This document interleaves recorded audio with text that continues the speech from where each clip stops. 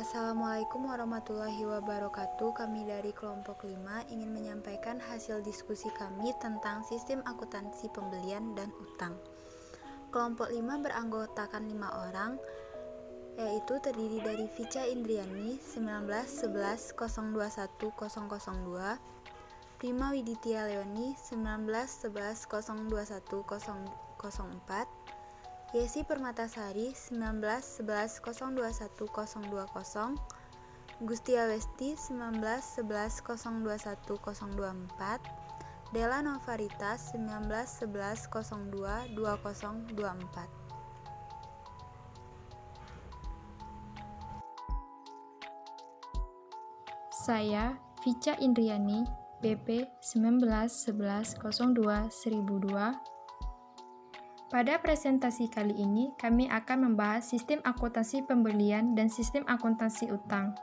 Pertama, sistem akuntansi pembelian, kami akan membahas mengenai fungsi dari sistem akuntansi pembelian, jaringan prosedur, informasi yang diperlukan, dokumen, catatan akuntansi, unsur pengendalian internal, sistem otorisasi, praktik yang sehat, dan bagan alert dokumen. Sistem akuntansi utang, kami akan membahas fungsi dari sistem akuntansi utang, dokumen yang digunakan, catatan yang digunakan, prosedur retur pembelian, unsur pengendalian internal, sistem otorisasi, praktik yang sehat, dan bagan alert dokumen. Pertama, sistem akuntansi pembelian. Sistem akuntansi pembelian digunakan dalam perusahaan untuk mengadakan barang yang diperlukan oleh perusahaan. Ada dua jenis transaksi, yaitu pembelian lokal atau pembelian dari pemasok dalam negeri dan impor atau pembelian dari pemasok luar negeri. Ada 4 fungsi dari sistem akuntansi pembelian. Yang pertama, fungsi gudang, di mana bertanggung jawab untuk mengajukan permintaan pembelian sesuai dengan posisi persediaan yang ada di gudang dan untuk menyimpan barang yang telah diterima oleh fungsi penerima. Untuk barang-barang yang langsung pakai, misalnya tidak ada di persediaan barang di gudang, permintaan pembelian diajukan oleh pemakai barang. Yang kedua, fungsi pembelian, di mana memperoleh informasi mengenai harga barang, menentukan pemasok yang dipilih dalam pengadaan barang, dan mengeluarkan order pembelian kepada pemasok yang dipilih. Ketiga, fungsi penerimaan. Fungsi ini bertanggung jawab untuk melakukan pemeriksaan terhadap jenis, mutu, dan kuantitas barang yang diterima dari pemasok guna menentukan apakah barang tersebut dapat diterima atau tidak oleh perusahaan. Dan juga bertanggung jawab untuk menerima barang dari pemilik yang berasal dari transaksi retur penjualan. Yang keempat, fungsi akuntansi adalah fungsi pencatatan utang dan fungsi pencatatan persediaan. Fungsi pencatatan utang bertanggung jawab untuk mencatat transaksi pembelian ke dalam register bukti kas keluar dan untuk menyelenggarakan arsip dokumen sumber atau bukti kas keluar yang berfungsi sebagai catatan utang dan menyelenggarakan kartu utang sebagai buku pembantu utang. Yang kedua, fungsi pencatatan persediaan, di mana bertanggung jawab untuk mencatat harga pokok persediaan barang yang dibeli ke dalam kartu persediaan. Secara garis besar, transaksi pembelian mencangkup prosedur seperti pada gambar. Pertama, fungsi gudang mengajukan permintaan ke fungsi pembelian. Fungsi pembelian menawarkan harga ke berbagai pemasok. Selanjutnya, fungsi pembelian melakukan pembelian pemasok. Selanjutnya, fungsi pembelian membuat order ke pemasok pilihan. Fungsi penerimaan menerima dan memeriksa barang yang dikirim pemasok. Fungsi penerimaan menyerahkan ke fungsi gudang. Fungsi penerimaan melakukan atau melaporkan ke fungsi akuntansi. Selanjutnya, fungsi akuntansi menerima faktur tagihan kemudian mencatatnya. Selanjutnya, dapat kita lihat pada skema prosedur pembelian barang. Pertama, Fungsi gudang mengajukan permintaan pembelian dalam formulir surat permintaan kepada fungsi pembelian. Selanjutnya, fungsi pembelian mengirim surat permintaan penawaran harga kepada para pemasok untuk memperoleh informasi mengenai harga barang dan berbagai syarat pembelian yang lain untuk memungkinkan pembelian pemasok yang akan tunjuk sebagai pemasok barang yang diperlukan oleh perusahaan.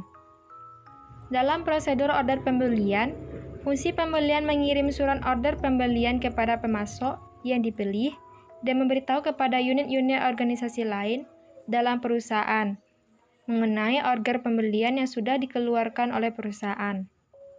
Selanjutnya, fungsi penerimaan menerima barang dari pemasok, dan fungsi penerimaan menyimpan barang yang telah diterimanya dari fungsi gudang tadi.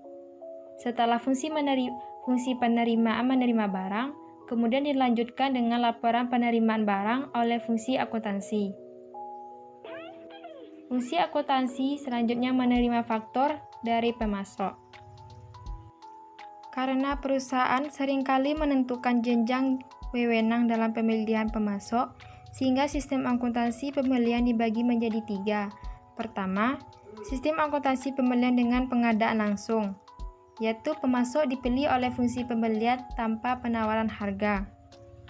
Biasanya, meliputi jumlah rupiah yang kecil dalam sekali pembelian. Yang kedua, sistem akuntansi pembelian dengan penunjukan langsung, di mana fungsi pembelian mengirim permintaan harga ke lebih kurang 3 pemasok terlebih dahulu. Selanjutnya, sistem akuntansi pembelian dengan lelang.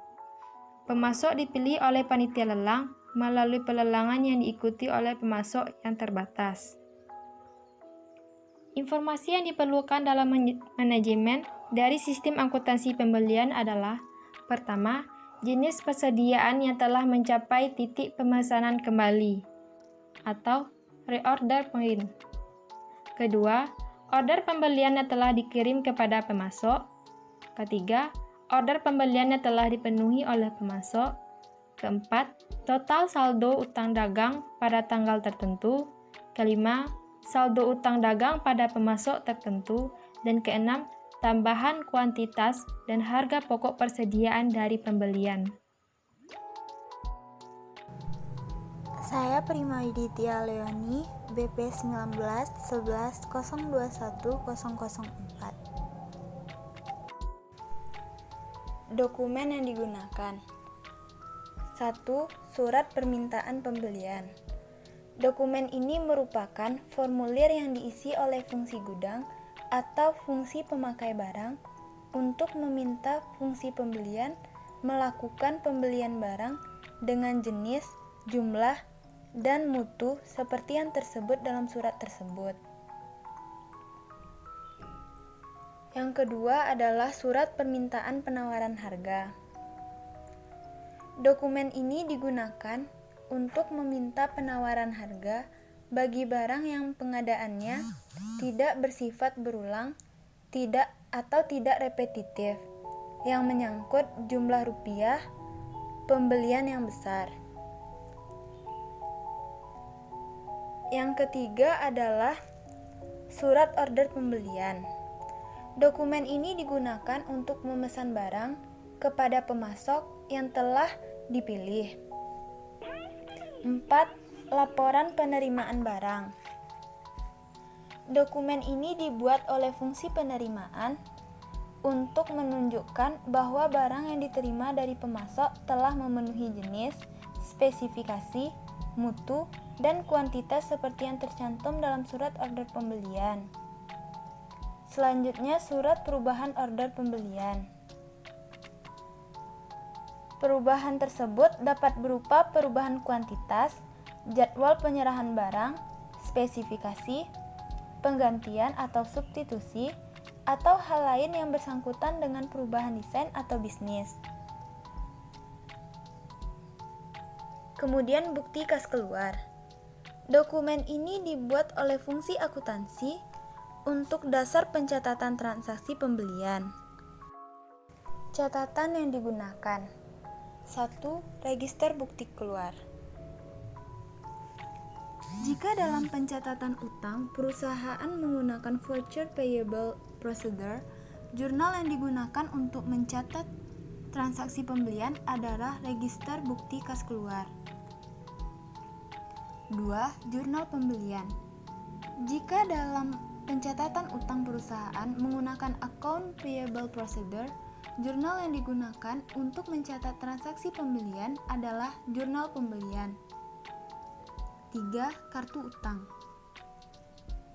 Jika dalam pencatatan utang, perusahaan menggunakan Account Payable Procedure, buku pembantu yang digunakan untuk mencatat utang kepada pemasok adalah kartu utang.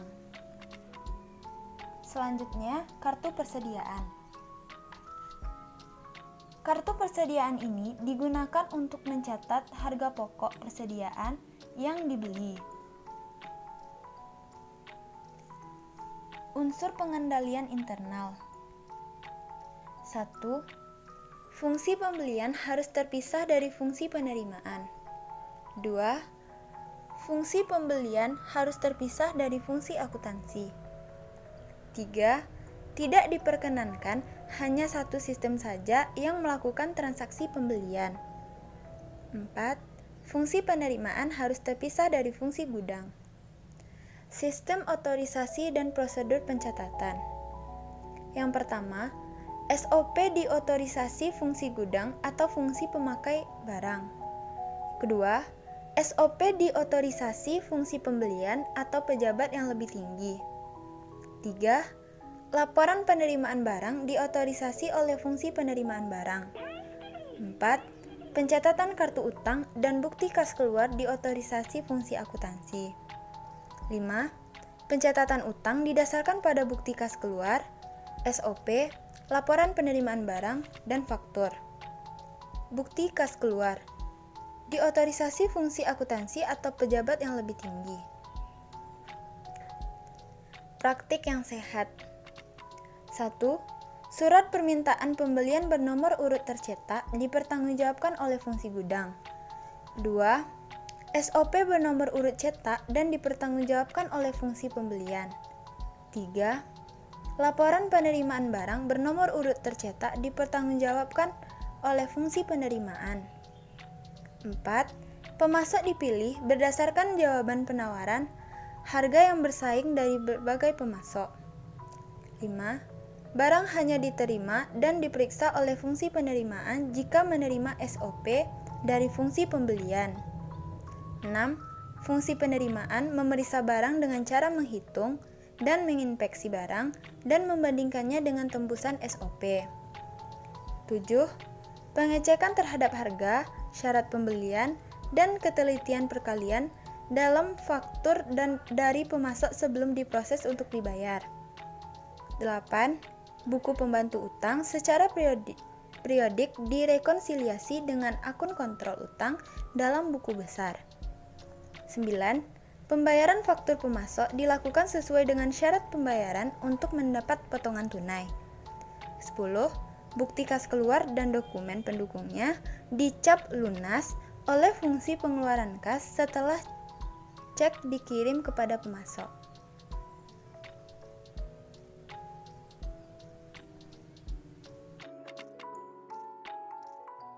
Saya, Yesi Permatasari, BP 1911021020.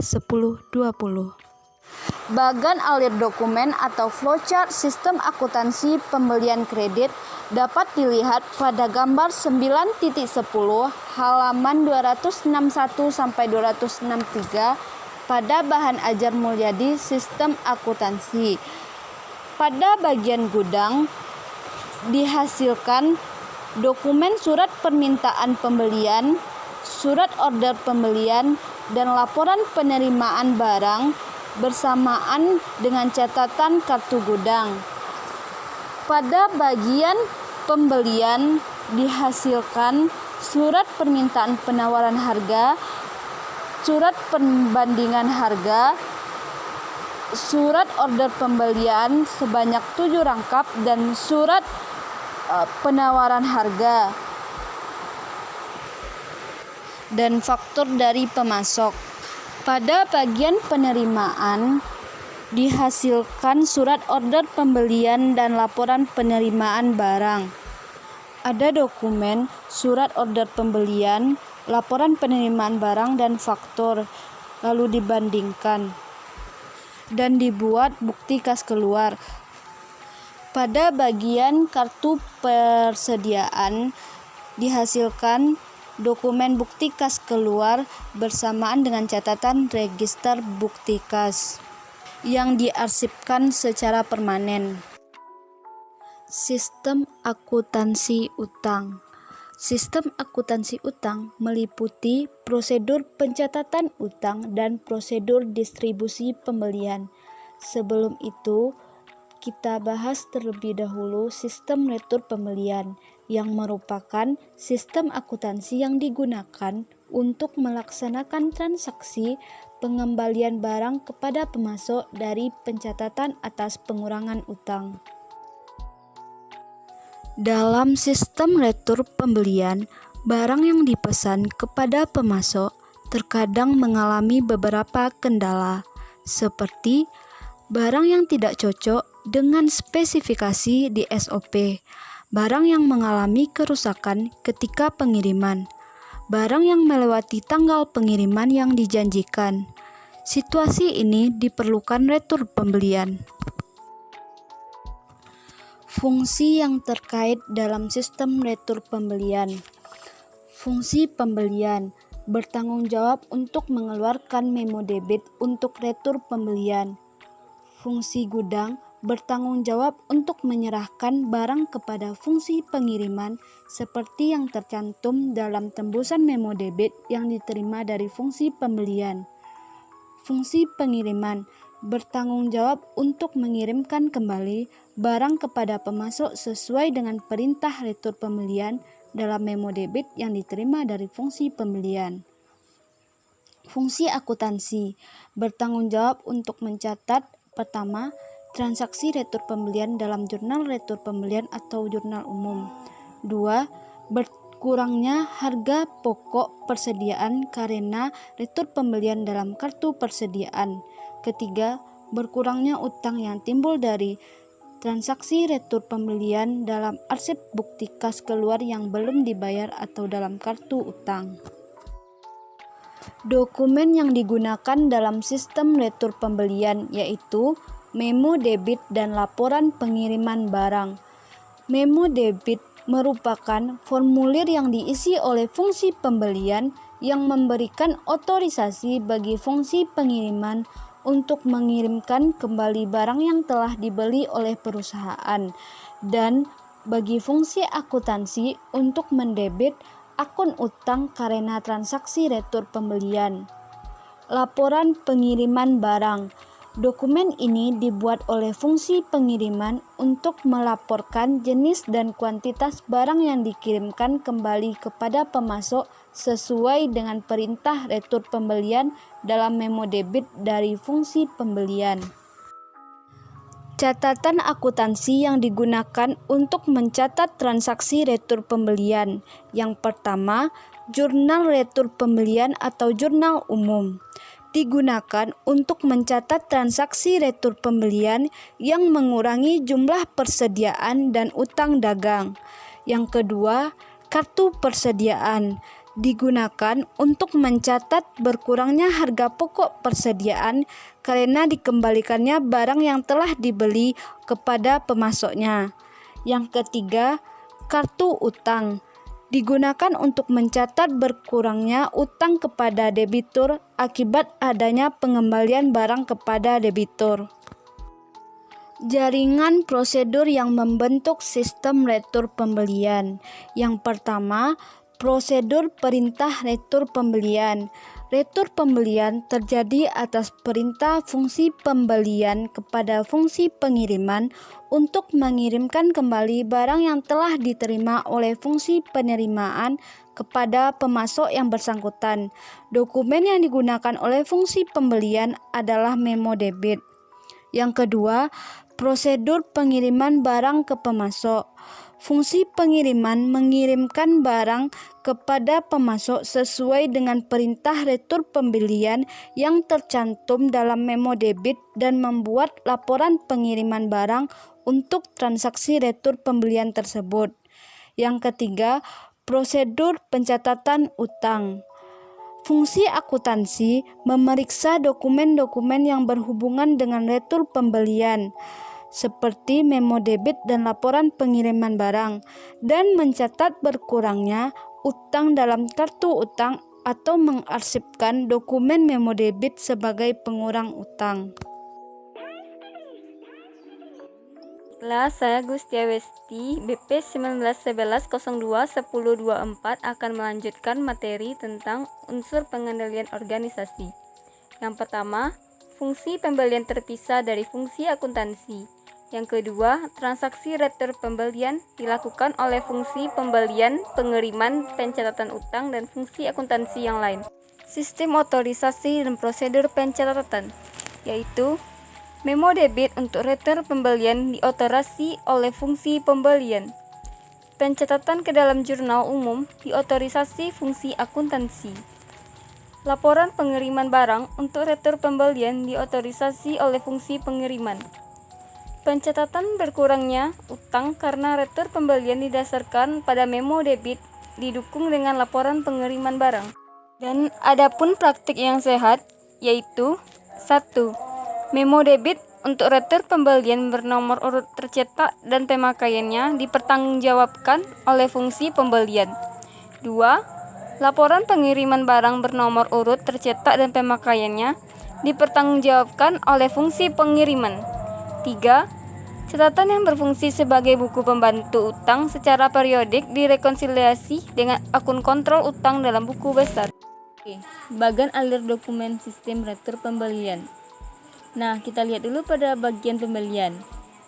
Bagian pembelian nanti akan membuat memo debit. Dari memo debit itu nanti akan ada dokumen memo debit dengan beberapa tembusan. Tembusan pertama akan dikasih pada bagian pengiriman dan tembusan kedua akan dikasih pada bagian gudang. Selanjutnya akan kita lihat pada bagian pengiriman. Bagian pengiriman akan menerima laporan penerimaan barang. Selanjutnya menerima barang dari bagian gudang dan mengirimkannya. Selanjutnya membuat laporan pengiriman barang. Dan selanjutnya akan dikirim ke pemasok sebagai packing slip. Selanjutnya bagian gudang. Gudang akan bagian gudang memo debit 3 mengirimkan barang ke bagian pengiriman kartu gudang. Selanjutnya bagian jurnal. Bagian jurnal memuat LPB 1. Selanjutnya memo debit 2 akan diteruskan dan jurnal retur pembelian. Bagian utang memuat memo debit dan surat pengantar. Bandingkan kuantitas dalam LPB dengan memo debit. Selanjutnya akan dikirim ke pemasok. Bagian kartu persediaan memuat LPB 1 dan memo debit 2 dan akan diteruskan pada N atau arsip bukti kas keluar yang belum dibayar. Selanjutnya LPB 1 memo 2, maksudnya memo debit 2, seterusnya akan mengisi harga pokok persediaan. Dan seterusnya LPB 1 dan memo debit 2 akan diteruskan pada kartu persediaan. Untuk lebih memahami, bisa dilihat pada slide yang tertera. Account Payable Procedure atau catatan utang adalah berupa kartu utang yang diselenggarakan untuk tiap kreditur yang memperlihatkan catatan mengenai nomor faktur dari pemasok, jumlah yang terutang, jumlah pembayaran, dan saldo utang. Berikut kita lihat pada bagian-bagian yang tertera yaitu dokumen. 1. Faktur dari pemasok. 2. Kwitansi tanda terima uang yang ditanda tangan oleh pemasok dengan keterangan. Prosedur pencatatan saat pemasok telah disetujui untuk dibayar, yaitu 1. Faktur dari pemasok dicatat dalam jurnal pembelian. 2. Diposting ke dalam kartu utang. Selanjutnya, catatan akuntansi. 1. Kartu utang. 2. Jurnal pembelian. 3. Jurnal pengeluaran kas. Prosedur pencatatan saat jumlah dalam faktur dibayar, yaitu cek dicatat dalam jurnal pengeluaran kas dan diposting ke dalam Kartu utang. Saya Dela Novarita dengan nomor BP 1911022024. Berikutnya kita akan membahas tentang bagan prosedur pencatatan utang dengan account payable procedure. Di sana terdapat dua dokumen, yaitu faktur dari pemasok dan kwitansi dari pemasok. Faktur dari pemasok akan dicatat ke jurnal pembelian untuk menimbulkan pencatatan transaksi timbulnya utang. Sementara kwitansi dari pemasok akan dicatat ke jurnal pengeluaran kas yang akan menimbulkan pencatatan transaksi pembayaran hutang. Kedua dokumen itu akan dicatat bersama-sama di dalam kartu utang yang telah ditetapkan. Selanjutnya, kita akan membahas tentang voucher payable procedures. Jika di metode sebelumnya, catatan akuntansi melalui 4 tahap, di metode ini cukup melalui 2 tahap saja, yaitu mencatat di bukti register kas keluar dan yang kedua di register cek. Sehingga dokumen yang diperlukan adalah bukti kas keluar. Bukti kas keluar ini merupakan formulir pokok dalam voucher payable procedures. Formulir ini mempunyai 3 fungsi. Yang pertama, sebagai surat perintah kepada bagian kasa untuk melakukan pengeluaran kas sejumlah yang tercantum di dalamnya. Yang kedua, sebagai pemberitahuan kepada kreditur mengenai tujuan pembayarannya. Dan yang ketiga, sebagai media untuk dasar pencatatan utang dan persediaan atau distribusi lainnya. Dalam melakukan pencatatannya, voucher payable procedures dibagi lagi menjadi 2. Yang pertama, one-time voucher procedures. Dalam prosedur ini, untuk setiap faktur dari pemasok dibuatkan satu set voucher. Satu set terdiri atas 3. Dan one-time voucher procedures dipecah lagi menjadi 2. Yang pertama, dengan dasar tunai atau cash basis. Dalam prosedur ini, faktur yang diterima oleh fungsi akuntansi dari pemasok disimpan dalam arsip sementara menurut tanggal jatuh temponya. Pada saat jatuh tempo faktur tersebut, fungsi akuntansi membuat bukti kas keluar dan kemudian mencatatnya dalam jurnal pengeluaran kas. Dalam prosedur ini, tidak ada pencatatan utang yang belum diselenggarakan dicatat secara formal. Bentuk yang kedua yaitu atas dasar waktu atau accrual basis. Dalam prosedur ini, pada saat faktur diterima oleh bagian utang dari pemasok, langsung dibuatkan bukti kas keluar oleh bagian utang. Yang kemudian, atas dasar dokumen ini dilakukan pencatatan transaksi pembelian dalam register bukti kas keluar atau voucher registernya. Selanjutnya, pencatatan voucher payable procedures bentuk kedua yaitu build up voucher procedures. Dalam prosedur ini, satu set voucher dapat digunakan untuk menampung lebih dari satu faktur dari pemasok. Faktur yang diterima oleh fungsi akuntansi dari pemasok dicatat dalam bukti kas keluar. Kemudian bukti kas keluar dilampiri fakturnya dan disimpan sementara dalam arsip menurut abjad.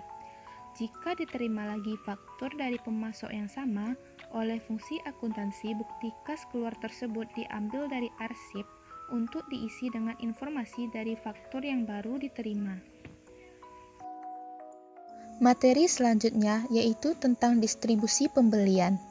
Distribusi adalah prosedur peringkasan rincian yang tercantum dalam media, misalnya faktur dari pemasok, dan pengumpulan total ringkasan tersebut untuk keperluan pembuatan laporan. Distribusi ini terkait dengan peringkasan pendebitan yang timbul dari transaksi pembelian dan pembayaran untuk penyusunan laporan dan pencatatan dalam jurnal. Hampir semua debit dari transaksi pembelian terkait dengan persediaan dan biaya. Ada 5 bentuk metode distribusi pembelian. Yang pertama, metode jurnal berkolom atau metode spreadsheet. Yang kedua, metode akun berkolom. Yang ketiga, metode akun tunggal atau unit account method. Yang keempat, metode tiket tunggal atau unit ticket method. Dan yang kelima, metode distribusi dengan komputer. Yang pertama, metode jurnal berkolom. Distribusi debit dari transaksi pembelian dapat dilakukan dengan menggunakan yang pertama, jurnal pengeluaran kas. Yang kedua, jurnal pembelian. Atau yang ketiga, register bukti kas keluar. Dari skema yang dapat kita lihat bersama-sama, faktur dari pemasok akan diarsipkan pada saat faktur jatuh tempo. Lalu, faktur dari pemasok akan dicatat pada jurnal pengeluaran kas berkolom dengan catatan jurnal pengeluaran kas berkolom merupakan alat distribusinya. Selanjutnya, akan dicatat lagi ke dalam buku besar yang akan diarsipkan ke dalam laporan keuangan. Selanjutnya yaitu metode akun berkolom atau kita kenal dengan metode rekening berkolom. Hanya ada satu dokumen yaitu bukti kas keluar. Bukti kas keluar akan dicatat pada register bukti kas keluar yang kemudian dicatat pada rekening berkolom yang akan disajikan kepada laporan keuangan. Selanjutnya yaitu metode rekening tunggal. Metode rekening tunggal mengakibatkan terjadinya dokumen faktur yang akan dicatat dalam sortasi faktur dan faktur tersebut akan didokumentasikan dengan prelist tab-nya. Faktur yang ada disortasi menurut klasifikasi rekening tunggal, yang kemudian rekening tunggal akan menghasilkan laporan keuangan. Kemudian, dijumlahkan dalam posting rekening tunggal untuk dibandingkan membuktikan ketelitian posting ke dalam rekening tunggal. Selanjutnya, dokumen rekapitulasi posting dalam rekening tunggal akan dicatat ke dalam buku besar. Selanjutnya, metode tiket tunggal atau unit method. Berdasar bukti kas keluar yang biasanya berupa media campuran, dibuat tiket tunggal untuk setiap unsur klasifikasi yang tercantum di dalamnya. Tiket tunggal ini kemudian direkap dan hasil rekapitulasinya dipakai sebagai dasar posting ke dalam akun kontrol yang bersangkutan dalam buku besar. Tiket tunggal ini kemudian diarsipkan menurut nomor akun dalam klasifikasi. Pada akhir bulan, dari arsip tiket tunggal ini dibuat rekap dan hasilnya dicatat dalam summary strip. Summary strip inilah yang berfungsi sebagai laporan. Selanjutnya, metode distribusi dengan komputer. Titik berat kegiatan distribusi ini terletak pada kerangka pemberian kode terhadap transaksi pembelian dan pengeluaran kas. Kita bisa membaginya menjadi untuk nomor 1 dan 2, laporan beban menurut jenisnya, dihasilkan dengan memerintahkan komputer melakukan pengurutan 2 angka. Yang kedua, laporan beban menurut pusat pertanggungjawaban, dihasilkan dengan mengurutkan komputer 4 angka pada posisi kedua di kode akun beban. Dan yang terakhir, laporan beban menurut produk, dihasilkan dengan melakukan pengurutan arsip induk beban menurut 2 angka pada posisi terakhir dalam kode akun beban. Demikianlah hasil diskusi yang dapat kami sampaikan. Semoga dapat dipahami dan bermanfaat bagi kita semua. Jika terdapat kesalahan, kami mohon maaf. Wassalamualaikum warahmatullahi wabarakatuh.